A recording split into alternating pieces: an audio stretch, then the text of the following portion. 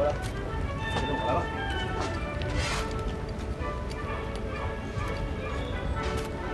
快一个，来吧。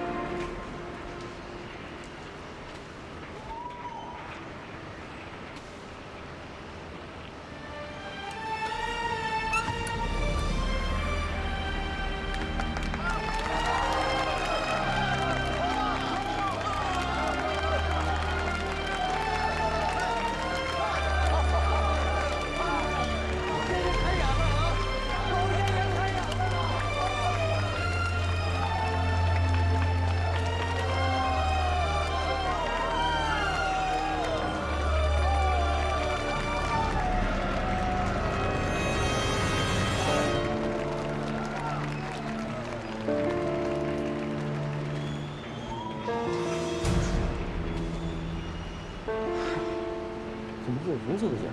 怎么回事？我也不知道，从来没有这种情况。是不是机器出问题了？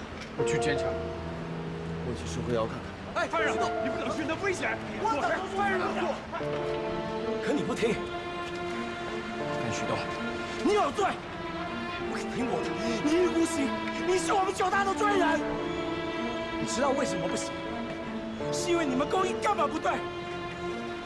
在实验室，你用的是玻璃器材，现在进了锅里，有钢、有铁、有杂质，而盐跟碱都是有腐蚀性的，会让这一切产生化学变化。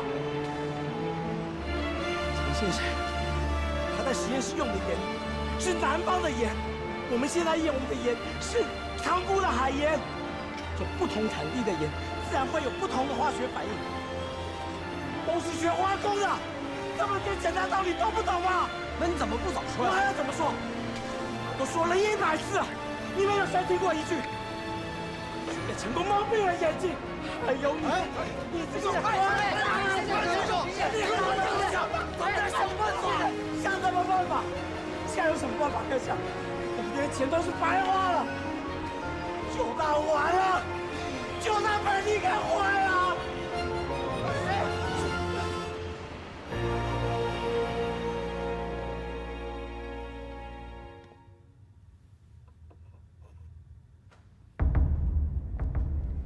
宇东先生，宇东先生，范旭东做检失败了。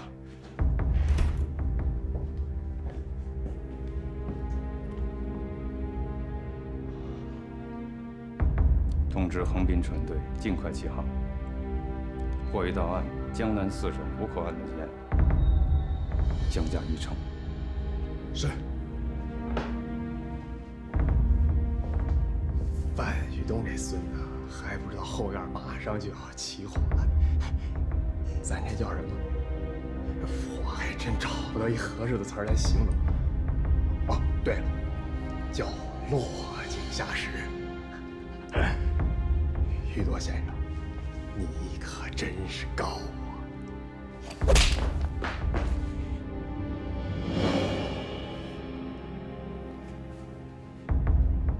横滨的船队半小时后即可起航。通报英国人吧。三井的船队在横滨起航了。好，我们也立刻跟进。他们的货一到，我们同步降价。我倒要看看，这座火焰山范旭东怎么翻过去。范旭东不难想象，他的对手现在是一副怎样得意的嘴脸。他也意识到了，三井和卜内门公司一定会抓住机会大做文章。可是现在，他首先要面临的是内部的矛盾。陈先生，是不是什么生产环节又出了纰漏了？应该不会啊。开工之前，我们都很仔细地检查了各个环节。可能易先生说的对，这个法子啊，从根子上就是不行的。易先生，就没有一点补救的办法吗？这一滴试剂不对，一个元素不同，这整个结构就不同，怎么补救？这么简单的道理都不懂，还做什么化学？这做碱是现代化工业的大门，这扇门当真这么好开？当真是几个榔头锤子就干得出来的？当真是随便喊几声芝麻开门就进得去的吗？行了，叔叔，现在不是责怪谁对谁错的时候。当务之急，你得想想往后该怎么做，才能把碱给做出来。这不是做碱的问题，也不仅仅是方法的问题，而是根子本身就不对。你们也看见了，这做碱是什么阵势？这几十万的营养，光是土建就已经耗完了，这扔到空地上还是空空荡荡，这不是做盐比得了的。京城银行再怎么说也是个私人银行，人家最终的目的还是挣钱，这还只是投资，将来还有盐税。这没有官股进入，没有政府支撑，做碱是寸步难行。易先生，今天技术上出了问题，这你说对了。可是咱们9大经营发展方向没有错，从来就没有错。那都是咱们的前辈先贤用痛苦的教训总结出来的，不是我范旭东拒绝官股，排斥政府支持。经营独立、科研自主，那是咱们9大经营发展的唯一出路。倘若如果有一天这9大都没了，你还奢谈什么独立自主？生存才是最重要的。中国近代史业，自打满清办洋务之后，你仔细想一想，只要是朝廷或者政府把持操纵的那些实业，哪个壮大了？你仔细想想，有吗？顶多苟延残喘。这为什么？都是因为那帮政客拿到了大把的银子，他们宁可去买军火、去打仗，也不发展生产，也不惠及民生。最后倒霉的还是老百姓。范先生，我想请问你一点，你到底是在做生意、办实业的，还是管民生、办慈善的？哎呀，好了好了，言归正传，说说现在该怎么办？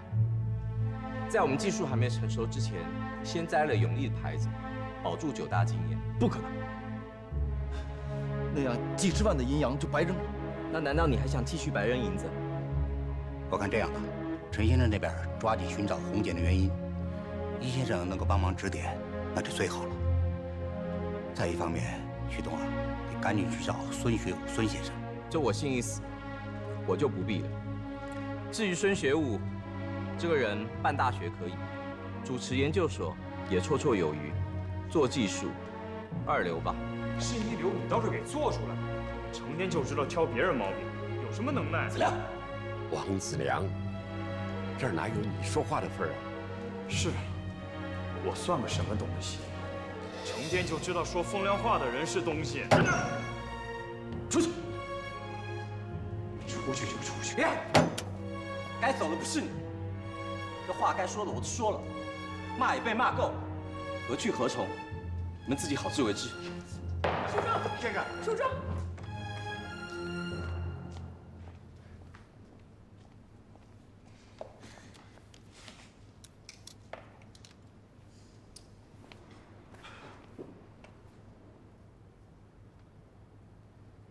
什么也不要说了，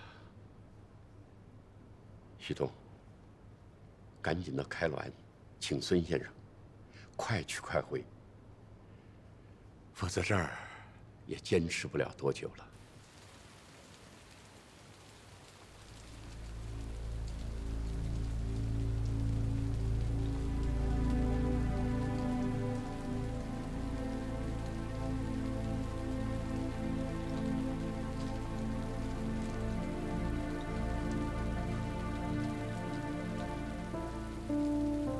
这次终于被你说中了，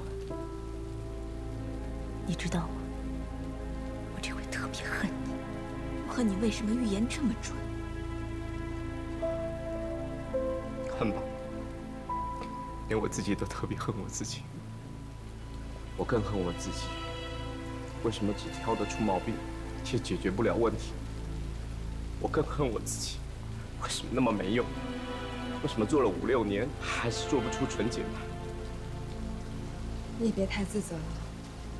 平心而论，你是尽了力了。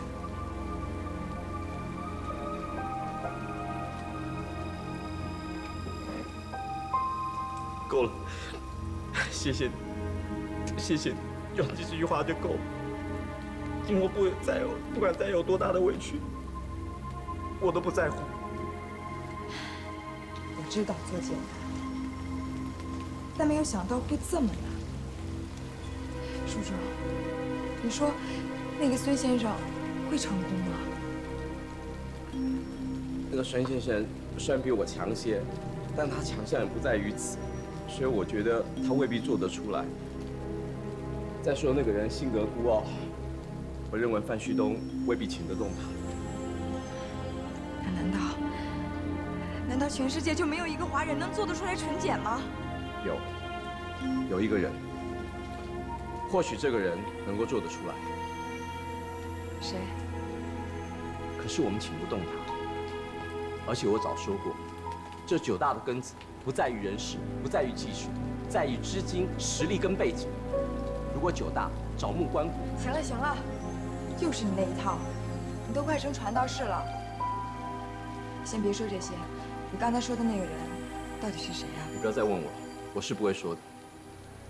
并不是因为我气量小，容纳不了别人，只是在这时候把他请来，做这事情并不是一朝一夕能够成的，这只会消耗9大更多的资金。我不能眼睁睁看着就永力把9大给拖垮。但你不了解范旭东吗？他的性子可能罢休吗？现在我们只能把他往前推。那你们只是错上加错。如果到了这时候，他还要执意作检的话，那么董事会应该罢免他的经理。说什么呢你？我说，如果你真心爱他，在这个时候，你就要说服他放弃永利，否则9大股东是不会答应的。你相信我，要救9大，这是最后的机会了。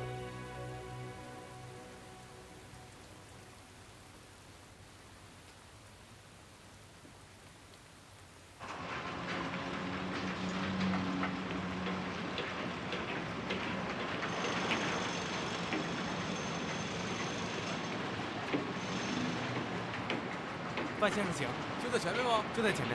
哎，好。 9大账面上还有多少钱呢？爸，还剩3万多，我昨天刚到财务科查过。哎呀，这怎么撑得下去呀？这样，9大海王星每月还有点盈余，先填进去吧。不好了，傅先生、李先生，3井的扬言降价了。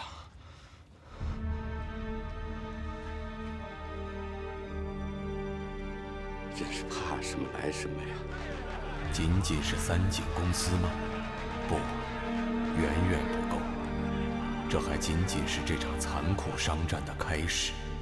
面对范旭东和9大，3井和卜内门公司不敢轻视，而奔赴开滦的范旭东，此时正强颜着欢笑，强打着精神，等待着他目前看来的最后希望。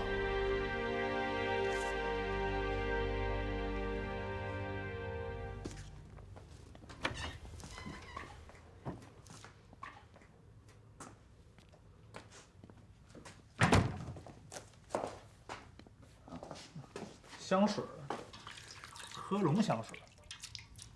您是范先生？对，我是范旭东。您啊，我是孙学务。你哥哥说9大最近缺银子，我看不见得吧。这一瓶香水啊，就是工人好几个月的工钱了。我这香水是以前买的，是为了来见孙先生。我是搞科学的，可不是搞时尚的。范先生也喜欢黑格尔吗？我还不懂。那就更不对了。这工业的基础在科学，科学的基础在哲学。那哲学在哪儿呢？在农田里，在矿井里，在锅炉里。绝对不会在香水里边啊。看来我给孙先生的第一印象不太好。范氏二姐也是有名声的，只是见面不如闻名。你哥哥说你想请我去办研究所。开滦煤矿是英国人的产业，孙先生一身本事，满腔抱负，不能总替洋人做事。我是给工业办事，给科学办事，并不在乎它是谁的产业。我不相信孙先生一点报国之心都没有。我想报国呀，也想办研究所，这一点都不假，这不挺好吗？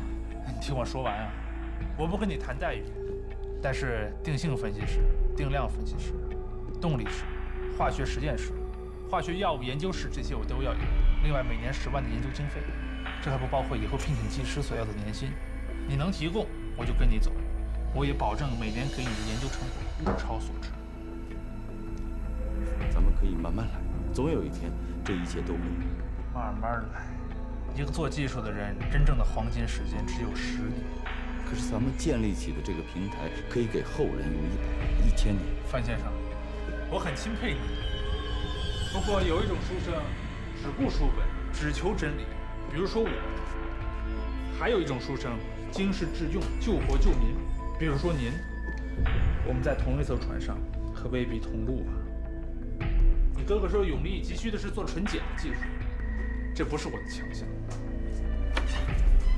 你找错人了。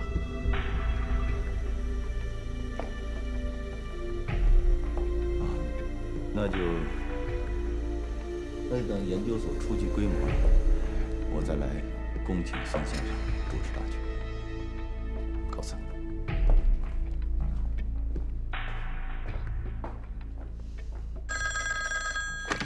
喂，你好，我是傅子英。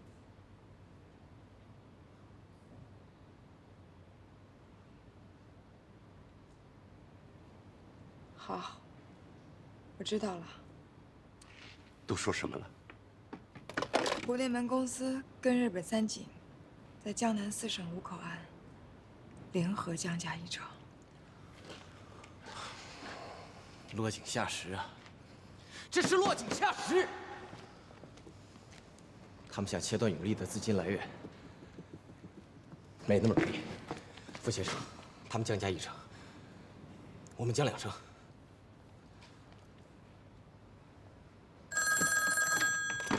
喂。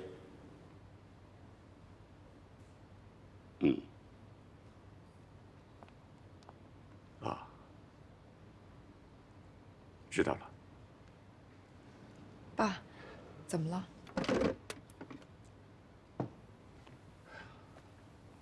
股东们知道作减不成，扬言有降价的消息，联名要求立刻召开9大公司的董事会。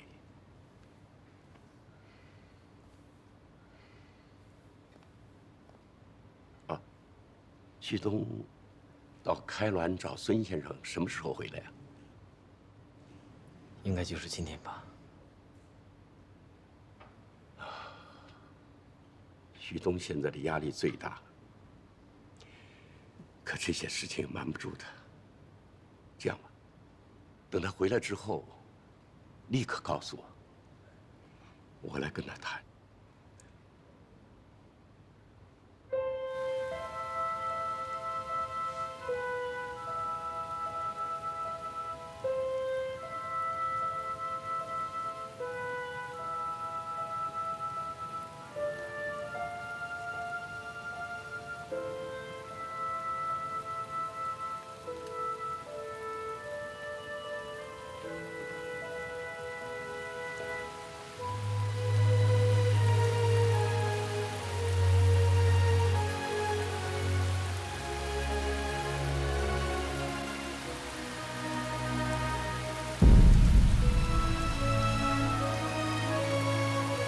班长，我真的不知道说什么才能向你谢罪。我就是死1000次、10000次，也弥补不了我对你的损失。陈先生，起来！你这是干什么呀？起来！班先生，是我们对不起您和9大。努力检查，挂牌开工，那是形势所迫。当时也许是最好的办法。可9大不是你一个人，现在出了问题，你有责任，大家一起进来。起来，起来！我告诉你，就算掉脑袋，我也排在一起。白局长，将来您再要做重点的事，只要需要我，烧毁身不行，就是打杂扫地，我也拉。恐怕没有将来了。我打算向组织会辞职谢罪。辞职？便宜你了。胆谈大仗，担当，担得起赢，没有担得起输。辞职，你倒是痛快。可是股东们的本金怎么办？几百个员工又怎么办呢？哥，咱们9大这次过不去了。是你把9大推到火坑里去的，你就要把9大从火坑里拉出来。范旭东知道，哥哥说的话是对的，可是这一次，又能怎么办啊？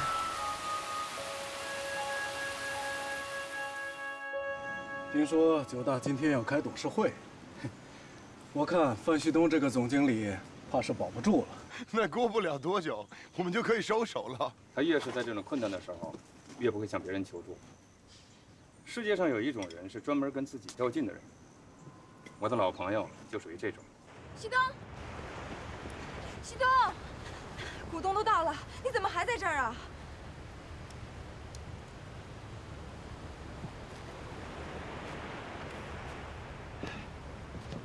旭东，做检是我惹的祸，要不把永利卖了吧？卖了。腾出双手跟杨烟斗，才能保住9大。你知道，如果现在放弃永利意味着什么？意味着我这辈子也做不成春茧。我心不甘。可是你不松口，就是过不了股东那一关呐。现在欧战告急，而我们的局面却像是战火纷飞，而且是四面楚歌，弹尽粮绝。现在洋人是我们的敌人，英国的普内门公司跟日本三井正以盐作为武器对我们发动攻击。这作茧也是我们的敌人，而且这个敌人是我们自找的，几乎把我们引向覆没。所以我们现在要做的，就是壮士断臂，忍痛割爱，放弃治检。这样子我们会少一个敌人，我们就可以全力的去对付洋人。但是这还不够，我们还要增加援兵，就是引进官股。等到我们9大基业做到稳若磐石之后，我们再回过头来做检。我敢断言，只有这条路，才是我们现在9大唯一的活路。好，此话言之有理，这才是识时务者说的话。谁都爱国，谁都想做检，可是目前咱没有这实力呀。我们是拿着银子在爱国，几十万银洋打了水漂，没有银子，我们拿什么爱国？今天，谁也别说那些爱国爱民的假话，都是虚的，没用。范闲，您不说2句？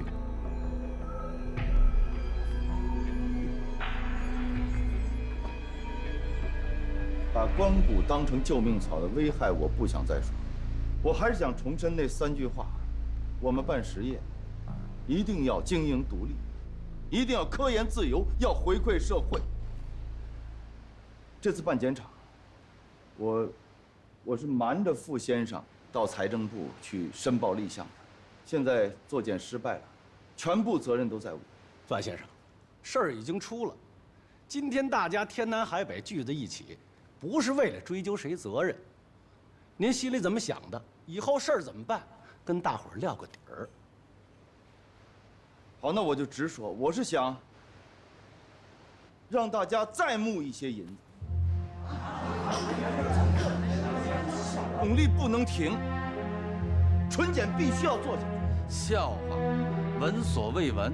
几十万银元打水漂的事儿还没个说法，现在又来募银子。请问范先生，还想让我们往这个窟窿里填多少银子呀？可不往下做，那几十万的银子才真正的打了水漂，对吗？所以坚持住才有希望。这叫希望？如果继续做下去，我看不到任何希望。大家放心，我已经有了对付杨岩的办法，请大家相信。既然范先生有办法，那就跟我们大伙儿说说吧，说说吧。说说。可对不起，今天的场合我不能说。大伙儿听听，范先生给咱们画了一张大饼，既不解释也不摊牌，难道这样就能让我们充饥了？这2只手端着永利这个烂摊子，我们要怎么对付杨岩？对呀，今天股东们都在，我把话撂这儿，一先生的办法才是可行的。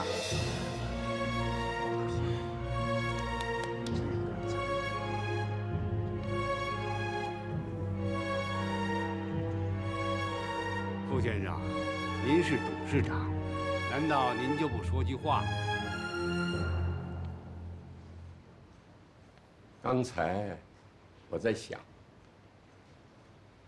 袁世凯死了之后，北京当政的换了多少人？黎元洪、张勋、段祺瑞、冯国璋、徐世昌，说是走马灯不为过吧？所以引进了关谷固然是好啊，可是这关谷究竟姓什么呀？啊？现在哪儿还有政府？都是穿着官服在谋一己的私利。9大如果引进了关谷，就是做到天大，那也是某家私利的钱袋子。再说作茧，永利开办之初，我是反对的。可事已至此，如果半途而废，损失几十万两银子事小；如果永利都做不了茧，将来中国谁还敢做茧呢？这是关乎到国家民族的利益。除此而外，单就生意而言，我们也应该挺下去。傅先生，我们不是不做茧，而是以后再做。以后又怎么样呢？以后就是有了关谷，洋人能放过我们吗？所以这一关迟早是要过的。我不会再劝大家掏银子，但是我会到别处去募银子，继续办重茧。我只是希望9大能够鼎力支持永利闯过这一关，让中国的化工破茧而出。至于英国和日本的公司降价来挤压我们，刚才徐东说了，他有了对付杨岩的办法，那我们就相信他。好在事情呢还没有到山穷水尽的地步。诸位如果不能同意这一点，我这个董事长也只有辞职了。傅先生，大可不必。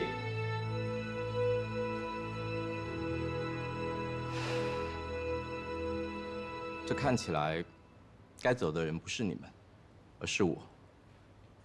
傅先生、范先生，祝你们好运。叔叔。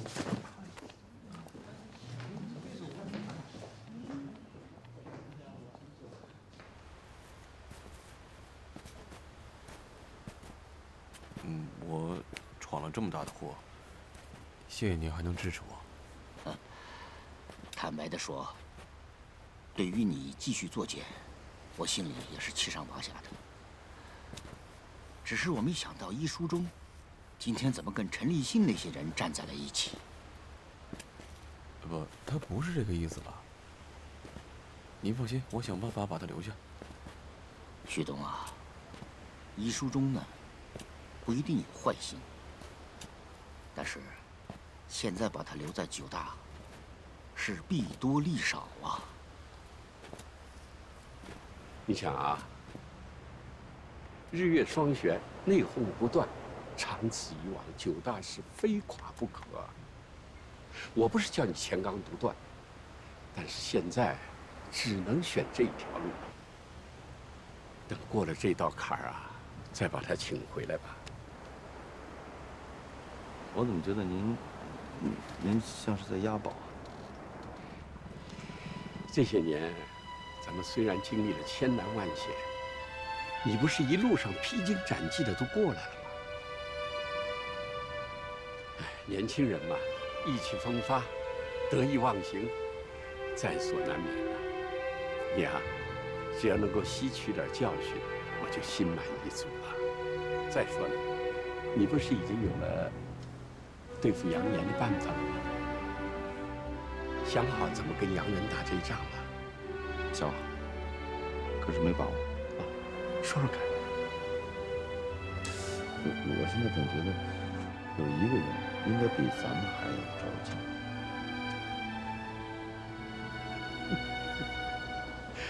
你呀，真是长进了。今天我也想到了这个人。看起来杨岩这一仗，咱们还是有希望的。我接着去找钱，你呢，去请孙学务先生，不妨3顾茅庐。至于那个人嘛，先抻着他。易先生真要是走了，那作典怎么办？我当然要尽量的挽留。但如果挽留不住，那眼下的纯简研制恐怕还有陈先生你一肩担起来。范先生，你不退缩，我是绝对不会退的。我不退，只是我能力有限，怕再耽误了您和9大。说句笑话，您是让孩子当家。穷人的孩子就得早当家。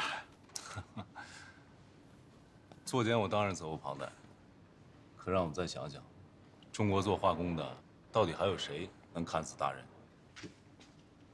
我们都是穷书生，是碱，是盐，是化学工业，把我们大家聚在一起。既然目标已定，只有苦斗，别无选择。我在上海的商界呢，还有一些朋友，我想去一趟，说不定啊，可以募集到一些资金回来。现在技术未成，募银恐怕有难度啊。范先生，那我也想去试一下。那就有劳关先生。应该的。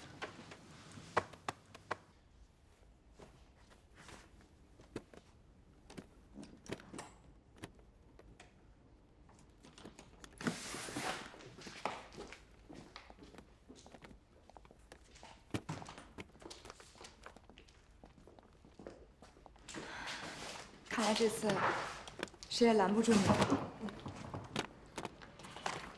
你是不是恨死我爸跟旭东了？我已经跟你说过很多次，我为什么要恨他们？我是恨我自己，我恨我自己为什么这么多年都没有办法把纯碱做出来。其实有一件事情，我一直想不明白，为什么人活在世上，这年纪越大，这锐气就会越少。这经历多了就会明白，这人活一世，能做的事情太少了。这中国化工，不是我们救得了的。树中，你留下，我看得出来你心没死。再说，现在还没有到最坏的时候呢。子英，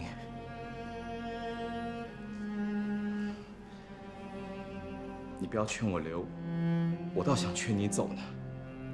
走吧，跟我去广州。这宋子文先生在广州筹办中央银行，他已经跟我说过好多次了，我都没有答应他。跟我走。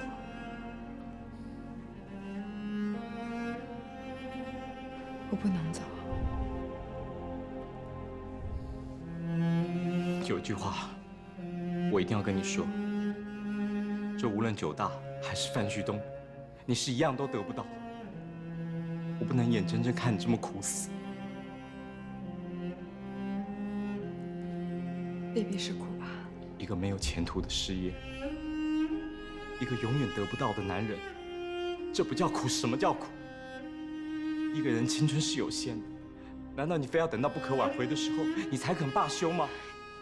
既然你去一定，我想我是留不住你了。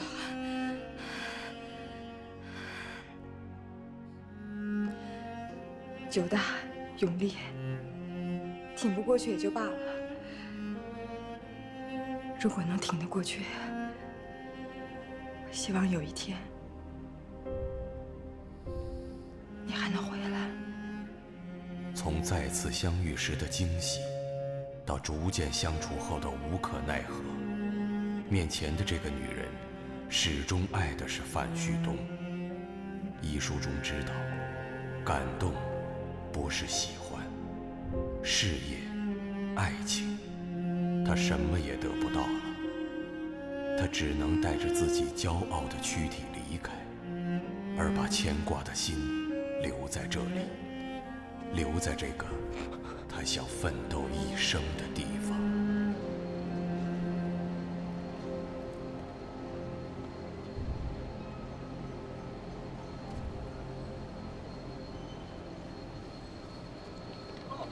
易先生，易先生，易先生，你怎么不说一声就走？我听着这样落荒而逃，我还是趁早走。你说不定还有机会啊！你没有错，我也没有做对，我更没有帮过九大。但愿你们不要让这锅炉跟厂房全倒下。真的，我说的是真心话。中国化工就这一片净土。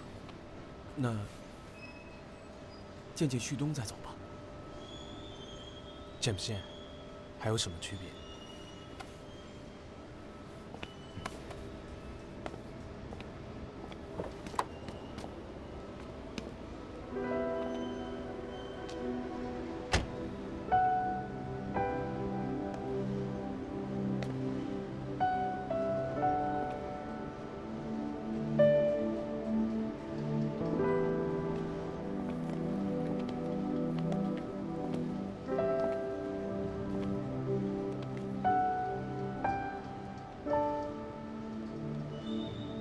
不要走好吗？我承认我错了。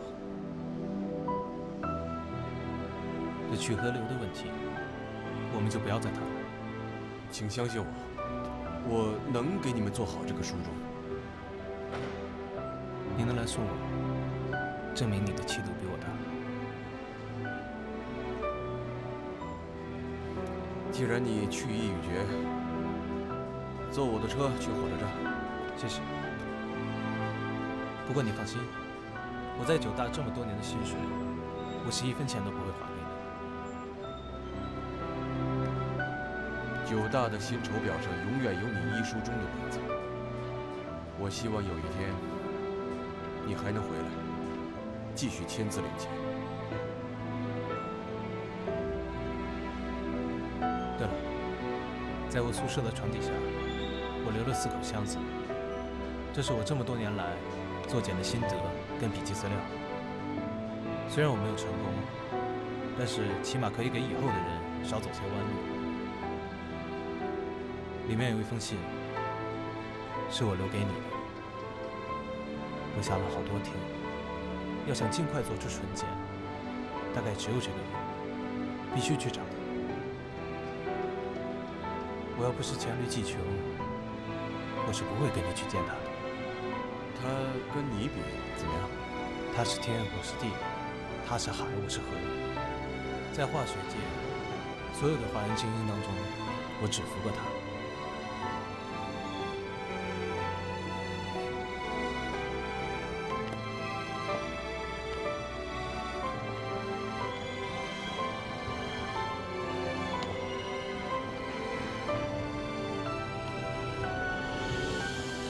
苏中，还会回来吗？